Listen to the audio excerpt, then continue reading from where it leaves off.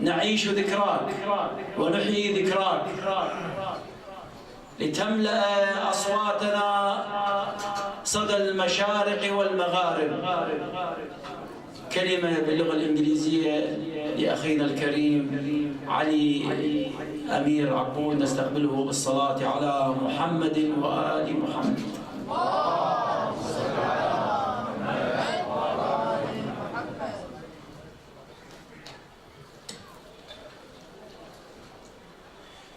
أعوذ بالله من الشيطان الرجيم. بسم الله الرحمن الرحيم، والصلاة والسلام على أبي قاسم محمد وعلى أهل بيته الطيبين الطاهرين.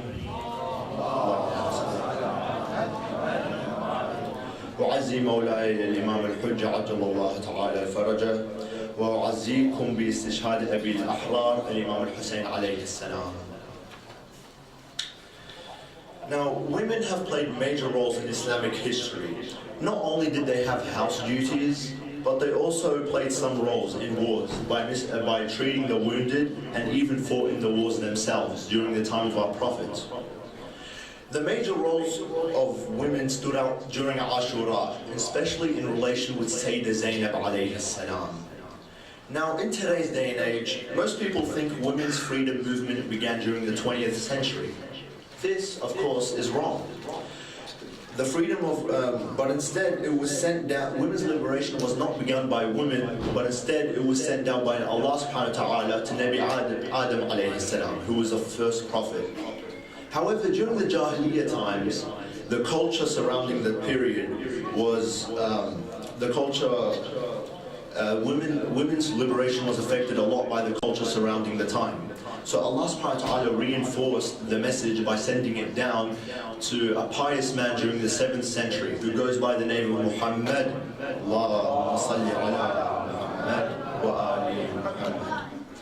who was known as the last prophet of Allah subhanahu wa ta'ala. The Quran, Hadiths and Sunnah of our beloved Prophet and his family is where Muslim women as well as men obtain their rights and duties in Islam.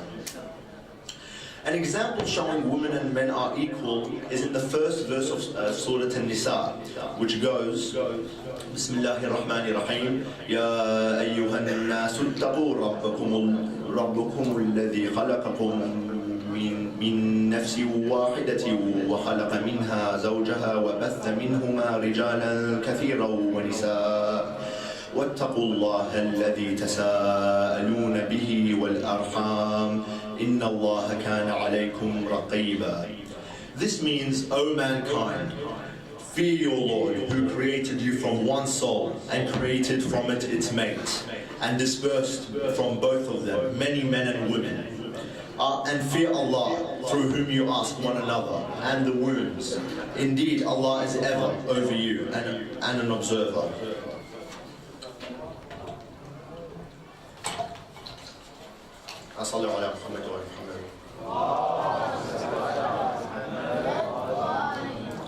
This ayah shows that both have equal rights, that both men and women have equal rights. And if this is not the case, it contradicts the words of the Holy Quran, which cannot be correct.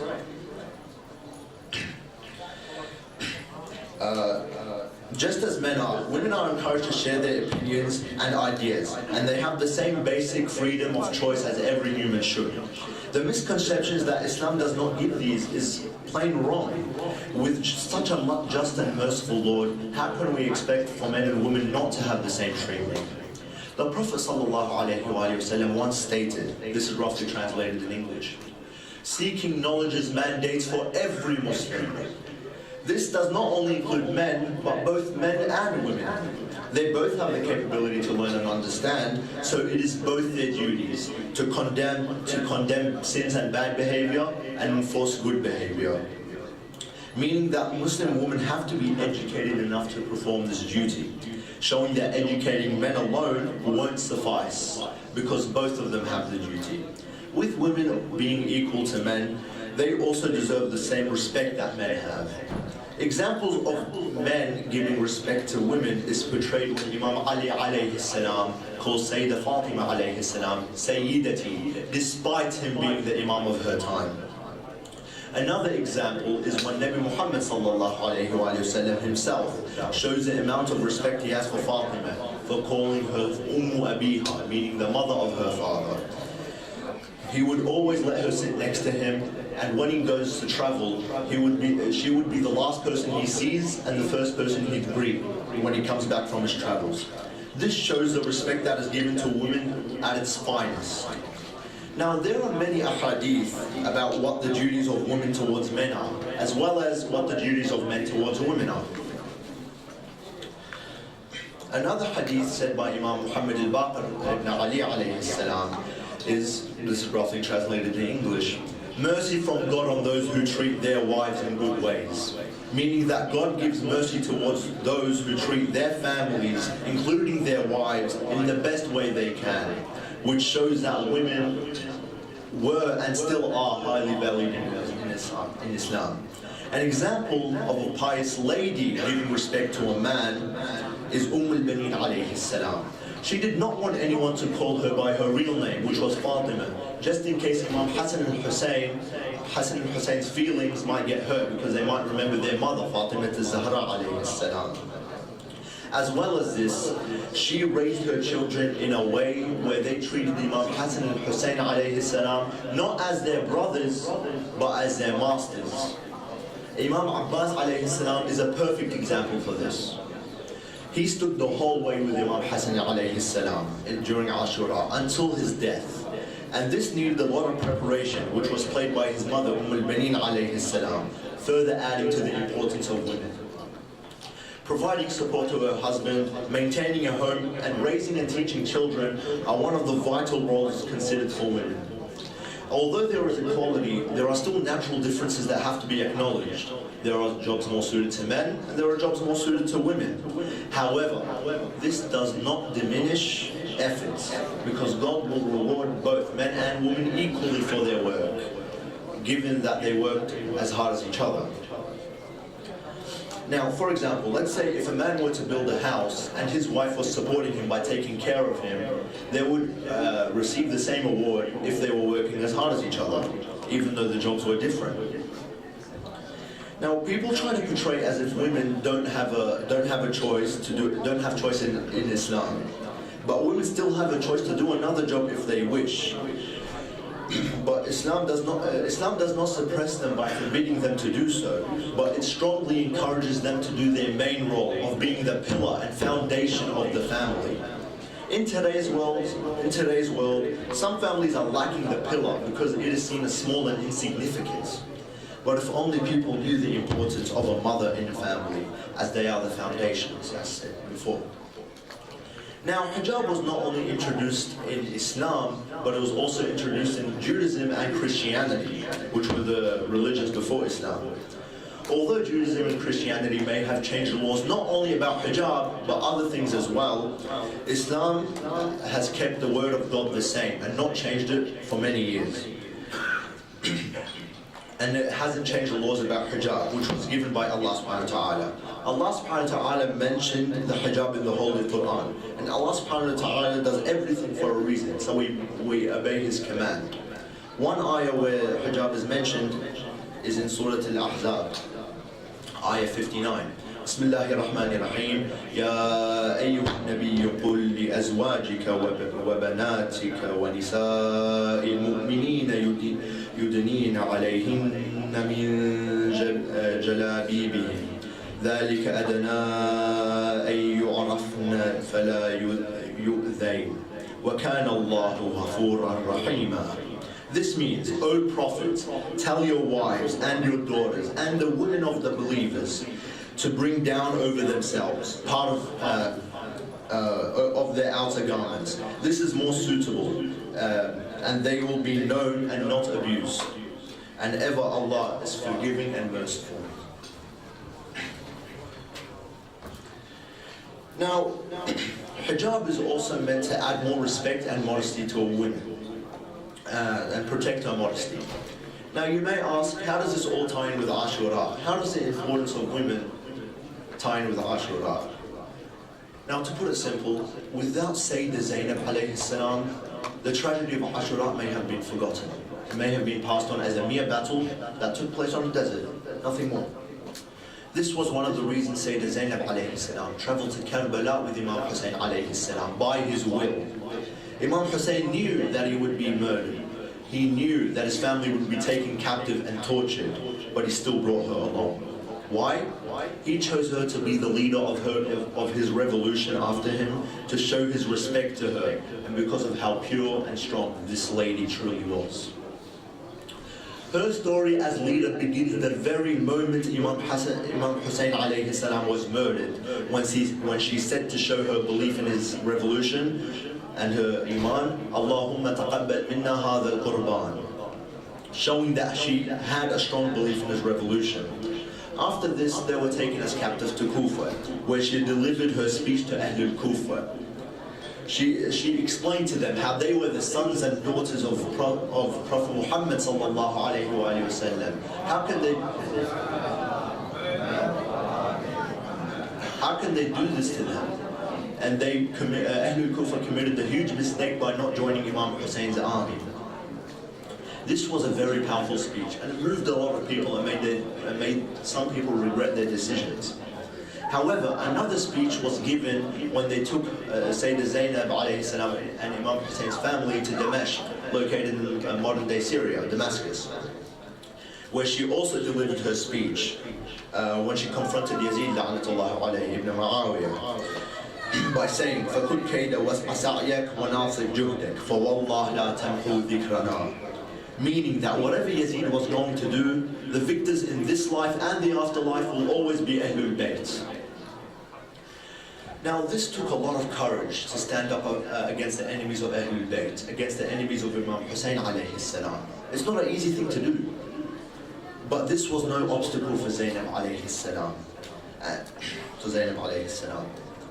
Sayyidah Zainab and Sayyidah Fatima alayhi salam should not only be taken as role models for women, but also role models for men, making it clear that women were and still are highly valued in Islam. Bismillahir Rahmanir Rahim. إنا أعطيناك الكوثر فصل لربك وانحر إن شانئك هو الأبتر صدق الله العلي العظيم والحمد لله رب العالمين واستغفر الله تعالى لي ولكم والسلام عليكم ورحمة الله وبركاته.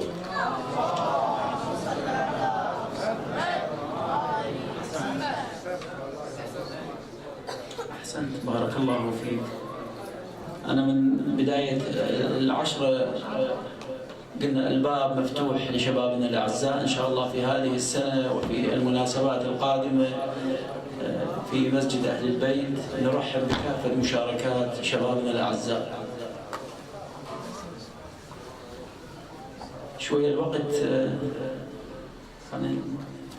صاعد نازل. هنالك سؤال قد يدور في أذهان شبابنا الحسينيون. السؤال كالآتي: هل البكاء على الحسين واجب، مستحب، مندوب؟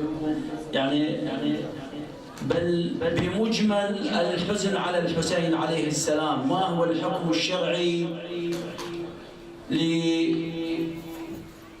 لمصاديق البكاء على الحسين؟ أنا راح أجاوبك بشكل مختصر، لأنه الحقيقة أحد الإخوان طلب الإجابة على هذا السؤال، وأنا نزولا عند رغبة الأخ أجاوبه، بس أرجو أن يعني تعطيني شوية أسماعك والكلام الجانبي رجاء شوية، يعني حتى يستمع الحاضرون. ورد أن المأمون طلب من الإمام الرضا عليه السلام أن يكتب رسالة في شرائع الإسلام أصولا وفروعا، فالإمام عليه السلام كتب الرسالة وقدمها إلى المأمون. والرسالة حقيقة فرد عمل يعني متقن قطعا لا يرقى إلى فعله أحد، ولكن بيفت ملاحظات مهمة، بس نقطع هاي الجملة من رسالة الإمام عليه الرضا عليه السلام. ورد في الرسالة أنه تجب الولاية لأولياء الله. مقطع قصير 4 كلمات ما بي أكثر. مجمل الرسالة تشير إلى أن على المسلم واجب موالاة أولياء الله. هذه انتهت الفقرة. أقول إن المحب للحسين عليه السلام ومن يبدي الحزن والبكاء على الحسين وأهل بيته وأصحابه، هذا البكاء لا بد، وهذا الحب الطريق المؤدي إلى هذا الحب هو الولاية.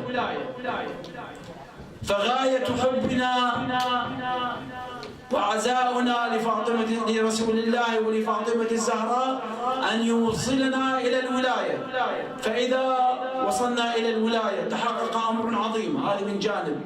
لكن علينا أن ندرك شيئان. الشيء الأول أن الحب والبكاء والتعلق بالحسين لا يتم بدرجة واحدة، بل يحتاج إلى ممارسة وإلى مواظبة وإلى ذكر. علينا أن نذكر الحسين في كل موطن مواقف حتى يوصلنا هذا الحب إلى ولاية الحسين. وهذه قضية واضحة لا إشكال فيها. أيها الأعزاء، النقطة الثانية، علينا أن نتفاعل مع قضية الحسين، لأن الحب لا يصل إلى مداه ما لم يكن فعلا قلبيا، ما لم يكن ينطلق من أحاسيسنا ومشاعرنا وأفعالنا القلبية.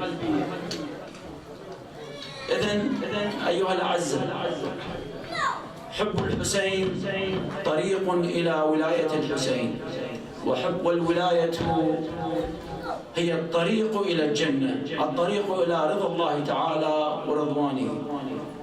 اليوم لدينا مشاركة قصيدة شعبية يتفضل بإلقائها الأخ أبو علي الأريحي، نستقبله بالصلاة على محمد